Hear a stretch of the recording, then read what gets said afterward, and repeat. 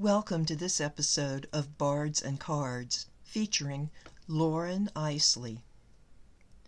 Loren Eiseley was an American anthropologist, educator, philosopher, and natural science writer.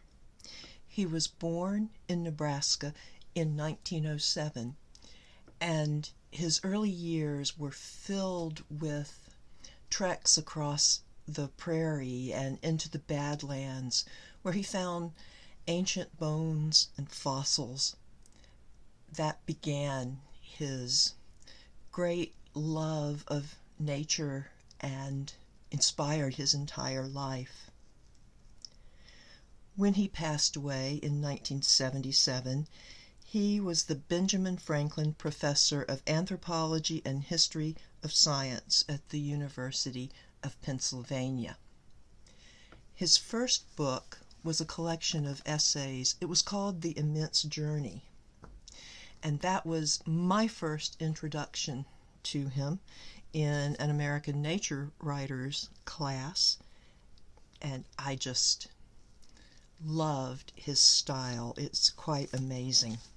I will be reading today from his second book of poetry, The Innocent Assassins. I want to read the first paragraph of the preface, a little description from himself, about himself. As is readily observable, these are the poems of a bone hunter and a naturalist, or at least those themes are predominant in the book. Some have called me Gothic in my tastes. Others have chosen to regard me as a Platonist, a mystic, a concealed Christian, a midnight optimist. Like most poets, I am probably all of these things by turns, or such speculations are read into me by those who are pursuing some night path of their own. So let's get to the poems.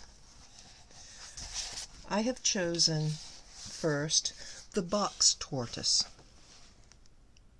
He was the last box turtle ever to crawl across the pike and live. I helped him do it, saw him start, knew well that roaring speedway would kill anything, so sprinted, scooped him up neatly, and raced on while he waved a vague foot in protest as we made the curb. What to do then? Garden apartments are notable in spring for chainsaws, tree sprays, flower plots, where ladies dislike old reptile shapes that wander by, all loath to understand that driveways were not built for their convenience. Also, he might very well decide to go right back to that concrete roadway he had been rescued from. He was big, and he imagined, had been instructed by his genes, in fact, that he was quite impenetrable, his information being some eons out of date. A message sent, a tortoise message started before man ever was.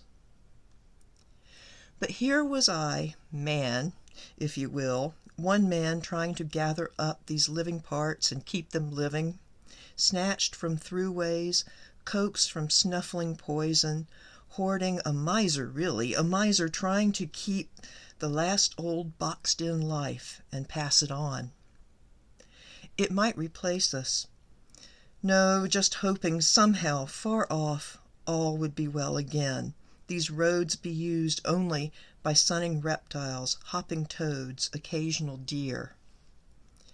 We are all distorted now, askew in our directions, even man, poor man. I took the tortoise 2 blocks away to where an old stone wall enclosed a last unsold estate with leaf mold thick and half-wild undergrowth, ran burglar's risks, swung over, dropped him where I hoped he would be satisfied, not find a way to circumvent the wall, just settle in, sink down in leaves to wait an age or two. So there I left him, hoping he would discover his own true sort, his decimated kind.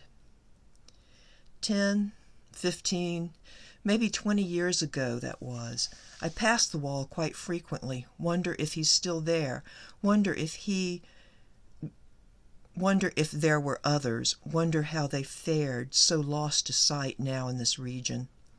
Often I wish I had all senses, radar in my brain, heat-probing pits concealed within a viper's wicked face. I wish infrared, sniper-scopic eyes, owl wings of down. I wish nose like a ferret, all so that I could learn what survives on this last island, this deserted world. Where did he go, or did he stay, or is his shell there in the loam, a hollow of dead dark, like our lost skulls may leave? I think box tortoises are armored to protect something that was intended to go on, and I would help man, too, whose thick bone skull has treasured dreams so very long, and now is lonelier. Perhaps the hollow dark that we both share, tortoise and man, is best for us, but can it be that dark is all we carry, all of us? Is this the only secret underneath the leaves, the secret I helped carry so far in a shell? And is it still the selfsame secret that I carry now? How very strange that we should be endowed to transport darkness with a lifetime's care to some unknown, inhuman destination, there to set our chosen boxes down, as if we all had carried and ignited darkness for some end in which we play no part. Sleep well, old tortoise. One dark's parting to another dark, both lost.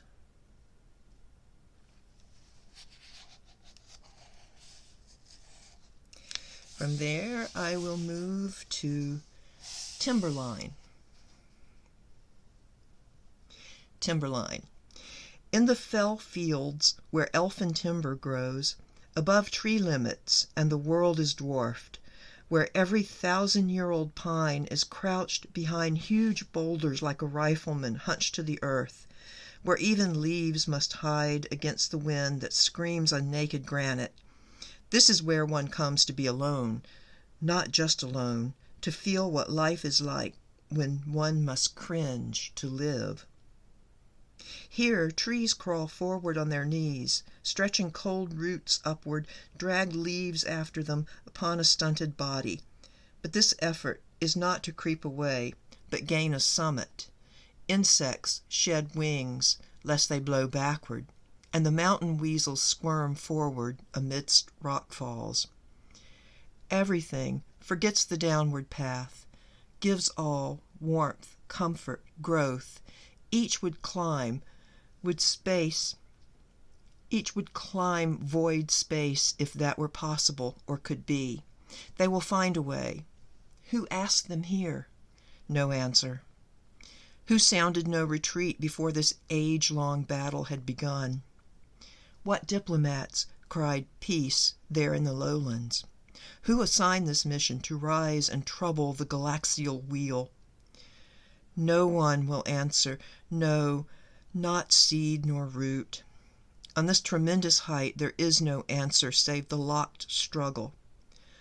I come as night's sworn agent, cynical. I see that life cannot speak to its purpose. These crawling, knobby roots, weasels like inchworms enter the mind. Where is it the wind howls? Here. Where is it life speaks? Here. This is the final fell field. Who flinches here but crawls? I against the stars.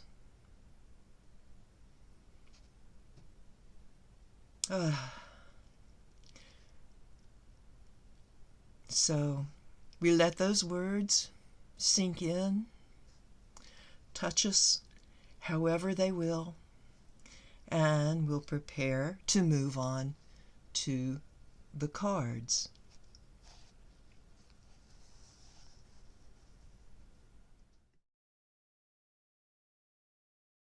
And now, inspired by Dr. Eiseley's poetry, let's move on to a brief card reading.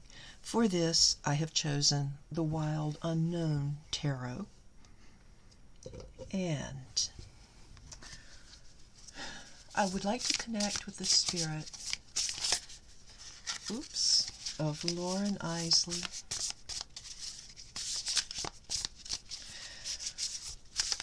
Do you have a message you'd like to convey to us?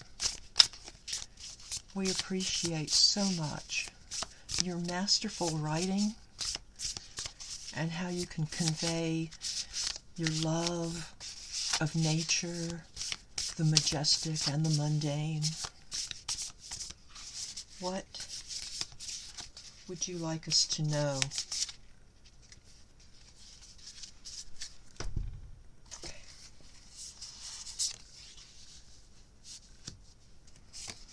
Daughter of Swords, Six of Pentacles, and the Star. All right. The sword suit is about communication. And when I look at this card, and knowing this is coming from Loren Eiseley, I feel this is about communication with nature. This card is telling us to listen, to observe, that we can learn a lot. There are messages for us, but we have to be open to the communication. And the Six of Pentacles reminds us that our relationship with nature is a give and take. We can't just take, and not give back. That we need that sense of reciprocity. That is the way to lead us to fulfilling our dreams. Living on a bright, shining planet, the star of the universe. Because the star is about filling our hopes and dreams coming true. And they can come true, but we have to recognize that we are in a reciprocal relationship with the natural world around us. Actually, we're not in relationship, we are part of it, and we need to do our part. Turn to nature herself as the guide. All right, beautiful. I hope you have enjoyed this episode of Bards and Cards featuring Loren Eiseley. And if you enjoyed the poems that I read, I hope you will read more of his works. It's truly something special.